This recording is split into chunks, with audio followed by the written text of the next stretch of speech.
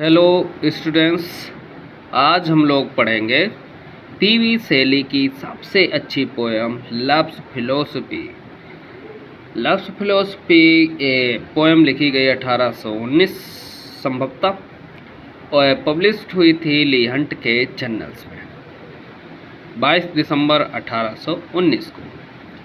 और ये लिखी गई है मिस स्टोफिया स्टेसी के लिए। और उसमें ये बताया जाता है जो उसने पीवी शैली ने बताया है कि उनकी जो पर्सनल लाइफ में जो भी उनके अंदर चल रहा है वो इस पोएम के माध्यम से बताया है। तो पढ़ते हैं सबसे पहले stanza.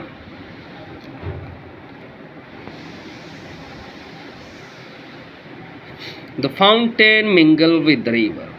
Fountain mingle with the river. Fountain ये झरने होते हैं।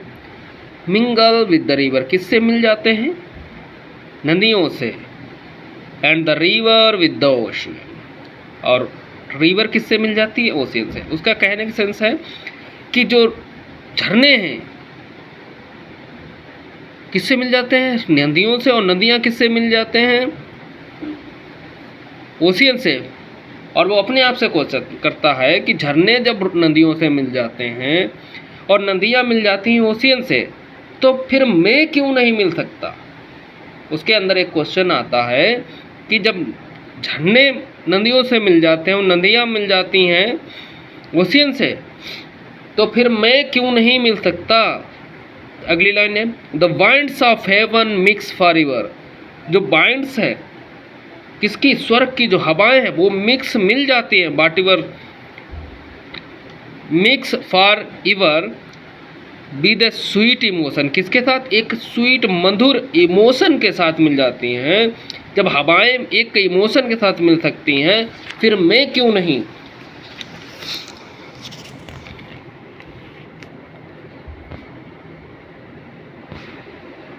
Nothing in the world is single. कोई भी इस संसार में अकेला नहीं है। कह रहा है कि nothing in the world is single. इस संसार में कोई अकेला नहीं है। All thing bye a law divine. सभी किसकी तरीके? ये सभी कानूनी रूप से बनाएंगे। सभी थिंग्स जो किसकी तरीके से बनाएंगे? In one spirit meet and mingle. एक स्पिरिट होती है, मिलती है और मिक्स हो जाती है। व्हाई नॉट आई विद दाइन। फिर मैं क्यों नहीं मिल सकता? फिर मैं क्यों नहीं मिल सकता? दूसरे स्टेंजा में बताया है सी द फाउंटेन किस high haven. The mountain see the mountain किस हाई हेवन। जो माउंटेन की चोटियां हैं वो चूमती हैं उस आकाश को। And the babes क्लेव्स one another. और जो बेब्स हैं वो भी क्या गले मिलती हैं किसी दूसरे, किससे? दूसरी क्लेव से, मतलब दूसरी बेब्स से। No sister flower would be forgiven. कोई भी फ्लावर होगा वो भूल नहीं सकेगा, इग्नोर नहीं कर सकेगा। It is distance its brother. क्या? It is distance. वो क्या करेगा? इग्नोर नहीं कर पाएगा its brother. And the sunlight cleaves the earth. और सनलाइट किस पे पड़ती है? उस पृथ्वी पर। जब सनलाइट किससे मिल सकती है? उस पृथ्वी से मिल सकती हैं, फिर मैं क्यों नहीं? एंड द मून बीम्स किसे दसी। और जो मून की, चंद्रमा की जो किरणें हैं वो समुद्र पर पड़ती हैं, वो किस करती हैं? What is all this sweet work worth if thou kiss not me. What is all this? जो सब कुछ है sweet work worth thou kiss not मी। क्या मैं नहीं कर सकता? क्या मैं नहीं कर सकता? क्या मैं किस नहीं कर सकता? It is all about the poem of P B Shelley love's philosophy. It is so I think you all will understand about the poem. तो सब लोग समझ गए होंगे। तो उसमें क्या होता है कि वो शैली बताना चाहते हैं इस पोएम के माध्यम से।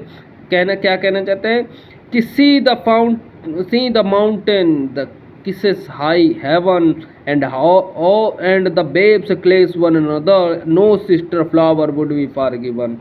It is distance, its brother, and the sunlight cleaves the earth, and the moonbeams kiss the sea. What is all this sweet work worth if thou kiss not me? वो अपनी आंतरिक, जो अपनी अंदर की आशाएं हैं, जो प्रेरणा है उसकी, वो व्यक्त करना चाहता है इस पोएम के माध्यम से। हमें लगता है कि आप लोग समझ गए होंगे। एक छोटी सी पोएम थी, दो स्टेंजा की पोएम थी, और बहुत ही आसान पोएम है, और इसे पढ़ने की कई बार कोशिश करें तो ज़्यादा समझ में आएगी। Thank you.